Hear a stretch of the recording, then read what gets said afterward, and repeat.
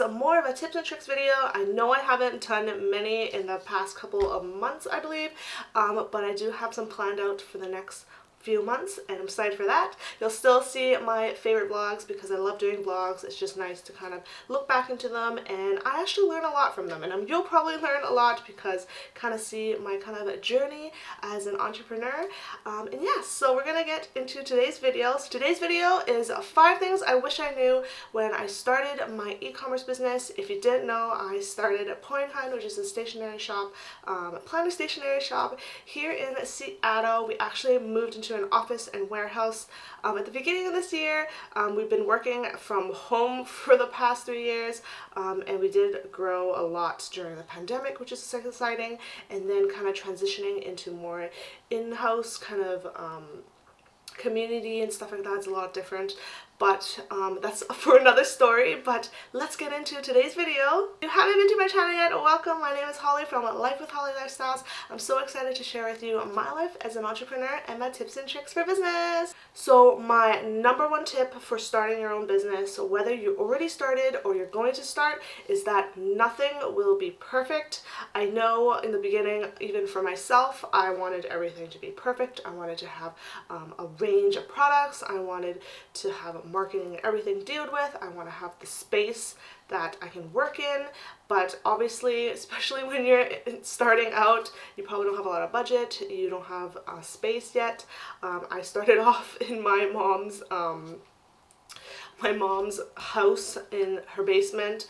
I kind of grew into that myself, and having my own setup was kind of hard because I had my own aesthetics, but then Poi Hun had its own aesthetics, so it was just really hard. So as I mentioned, nothing is going to be perfect, especially when I first started Poi Hun. I wanted to have a range of products, but obviously when you start your own business, you are starting fresh. You have a budget because you're probably either working or you don't even work at all.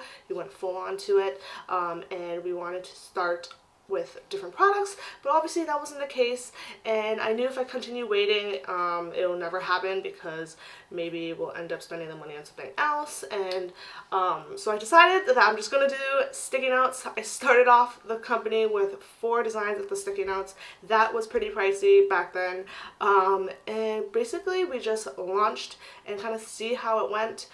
We sent off the sticky notes to some planner girls, to planner people, to community, to see how it goes. And when we start getting tractions and start getting a little bit of money back, we decided to just keep going and kind of produce newer items.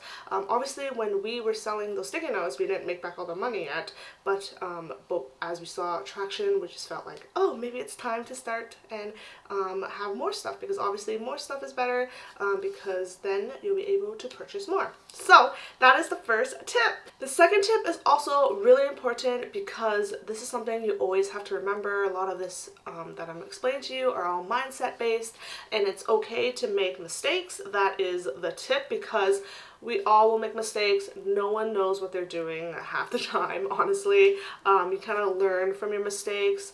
Some mistakes might be a lot worse, but also some mistakes might be not that bad. A lot of times I just feel like we're scared to make mistakes, and if we do make mistakes, it's like we're failing, and that's not the case, because whatever happens, you just grow from it. Because I have, if you didn't know me, I actually had a little community called Mint to Inspire back in, I believe, 2016.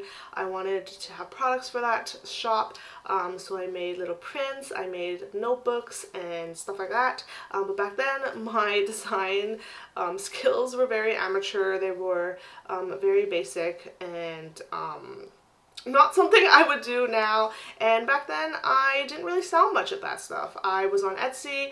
I had a lot of I purchased a lot of stuff. I had mugs, I had anything that I could find to sell, and I didn't do well on that. I still have some of those products, and that's totally fine, because that experience taught me stuff that when I started Poi Hun, I used that experience to work on that stuff. And it's okay if your first kind of business doesn't work out, because that's totally normal. Like, not everything's gonna work out the way you want. And yeah, so which leads me to the third tip, which is to be passionate for what you do. And if you don't like that project anymore, service, just go try something else, because maybe at the moment you are loving that kind of product or service, but maybe in the end you're like, oh, I don't like it that much after all. And it's okay to move on and try something else, because maybe whatever you try later on will be your signature product, your signature service, and you will be really good at what you do. So that's the third tip. And yeah. So the fourth tip is to build your community with your followers. So this is a very important tip, because your followers will share your product, they will love you, they will want to connect with you. So a lot of times I always connect with my followers by sharing stories that are not more personal. Obviously some bigger companies, they don't really do that because they have other people working for them, but especially if you're a small company, this is when you can be personal, you can relate to them, and you can basically share behind the scenes of what you do, because everyone loves to see that. Because honestly, if I saw someone share, for example, their pens and how they use them, it's more likely for me to use them also. That's why the power of TikTok is so popular right now, because they love to share things, and it's more candid and it's more personal and relatable. So building community is super important, whether it's through your Instagram or even in person. And then the last thing I wish I knew when I started my e-commerce business is that communication is key, especially if you're purchasing products from overseas or even locally. You want to make sure that product is perfect or almost perfect.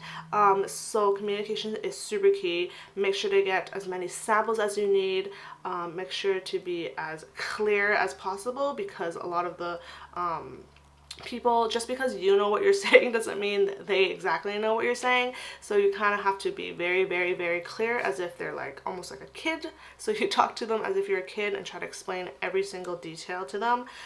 Sometimes I feel like I wish I knew that in the beginning and kind of had products where I wasn't really like 100% about, or at least 80% about, and I just didn't like the product anymore, and I just felt like I was promoting something that wasn't really what I wanted. So now I'm making sure that when I do get samples and everything, I just want to make sure that it's what I want. Communicate is really, really important, especially in a team, not even just for getting samples and products. Even if you have a small little team that you're working with, you need to be very, very honest, and just let them know exactly what you want and what you think that should be done. So yeah, so those are the 5 tips that I wish I knew when I started my e-commerce business. I hope you enjoyed this video and hope it helped you in any way. If you have any questions or comments, make sure to comment down below. I would love to answer them or even have them for our next video.